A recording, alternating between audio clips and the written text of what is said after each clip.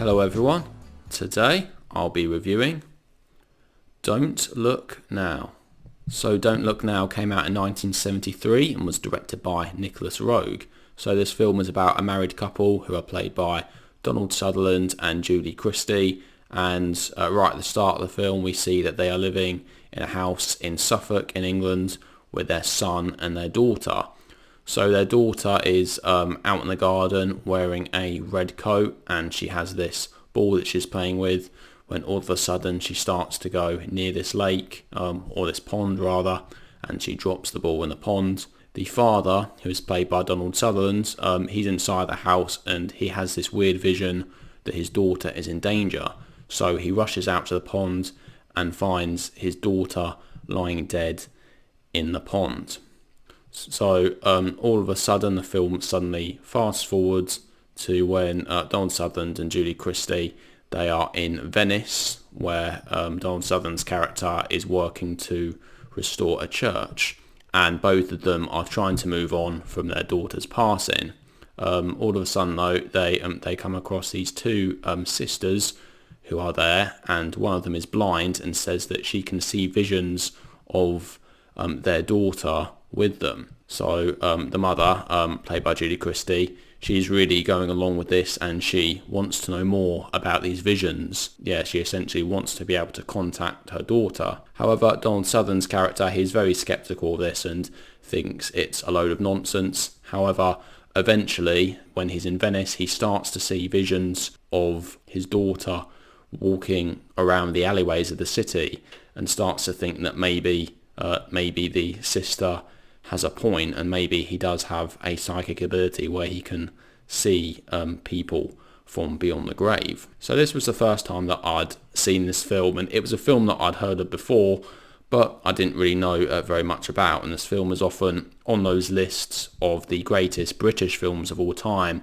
In fact, it actually was voted number 1 by Time Out magazine on a list of best British films. And it's a very interesting film. It's quite unusual in the way it is put together. So in terms of the way it is edited, we get quite a lot of flashback and flash forward sequences throughout this film where different clips are edited together, and there's often some recurring themes and recurring motifs throughout this film, which, linking with the theme of the film, the effects that the death of a child can have on the relationship between the parents. And we see the colour red used quite a lot throughout this film for effect. Although I said that this film was set in Venice, obviously it was shot on location in Venice, and normally when I think of Venice, I think of it as being quite a romantic and beautiful looking city. However, in this film it is not like that at all. In fact, this film was actually shot in Venice in winter deliberately to make it look really haunted and dreary looking, and in fact it really looks like a very cold, desolate place. And in quite a lot of the shots in this film, really actually Julie Christie and Donald Sutherland, they're actually the only characters that appear to be in Venice, although we do get some crowds at some point. Quite a lot of the time as they're walking through the alleyways, there's basically nobody else there. It looks very empty and almost gives it a very odd, haunted-like feel to it, which was obviously done intentionally by the filmmakers. So I really liked the way this film opened, with the way it was set up. It really got me interested, and I was really looking forward to what this film had in store. I think in terms of the performances, I think that Donald Sutherland and Julie Christie both do an excellent job, particularly Julie Christie, who I think is a very underrated actress, and I think particularly in this film we can really see her character is really drawn into the idea of being able to contact her daughter from beyond the grave, and she really buys into this vision that one of the sisters is seeing. And Donald Sutherland, although at the start his character is very sceptical, we see him start to question his mind as he goes throughout this film, and I think it's really interesting the way his character starts to develop as the film goes on. So there were quite a few bits in this film that I didn't particularly like, if I'm honest. I did really like the way the film ended, which I'll come on to in a minute, but in terms of the middle section of the film, I did find it quite slow, and it did seem as though actually nothing was really happening throughout a large portion of the film, because it does seem very slow paced, and we do get sort of glimpses here and there of something which is supposed to be happening, but we as the audience are not particularly sure, as quite a lot of this film is quite ambiguous, and it's often up to the audience about how we're supposed to be interpreting it. But then as it does get towards the end, a scene happens which, I won't spoil too much, but I do quite like the ending. I think it's a nice sort of twist, or it sort of flips our expectations upside down, and it is well executed. But at the same time, it's an ending which tries to tie everything together, and it tries to make us look back on everything we've seen in the film. It did leave me quite confused, if I'm honest. I did do some research online afterwards, and it's almost supposed to be that way. It's supposed to make us feel a bit confused, but at the same time, I would have liked to have understood it a bit more. And when I, did some research online to try to understand it, these articles and these videos I was looking at, they didn't really help at all, or didn't really tell me anything. So I'm not entirely sure what the director was going for in terms of how everything is tied together.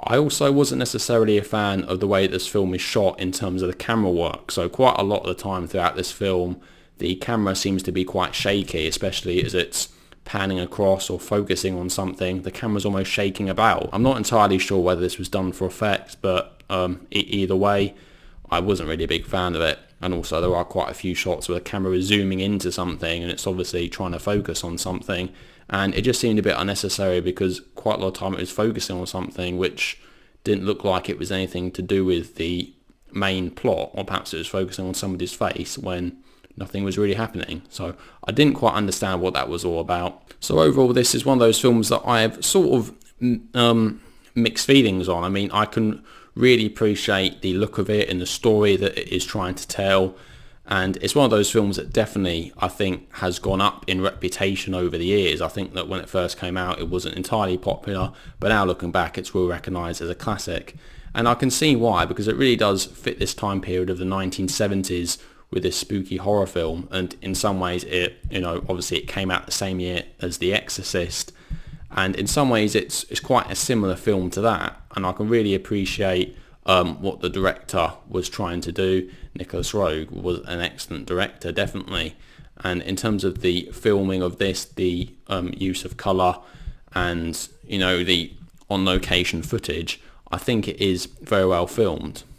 Unfortunately, in terms of me trying to understand the narrative, this is where it does lose me slightly, and I think I would definitely like it more if I could properly understand what was going on.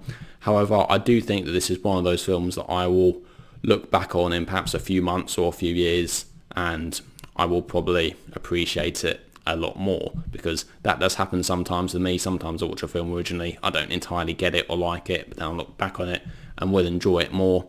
So overall, I'm actually going to give Don't Look Now a rating of 8 out of 10. So I think if you like horror films, then this should be something you should check out. However, don't expect to completely understand it. Everybody's different, perhaps you will understand it, and perhaps I'm just missing the point.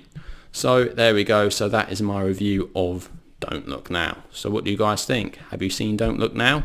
Do you like it? Do you dislike it? Please let me know what your thoughts are down in the comment section below. Anyway, thank you all very much for watching. I'll see you all in the next video. Take care.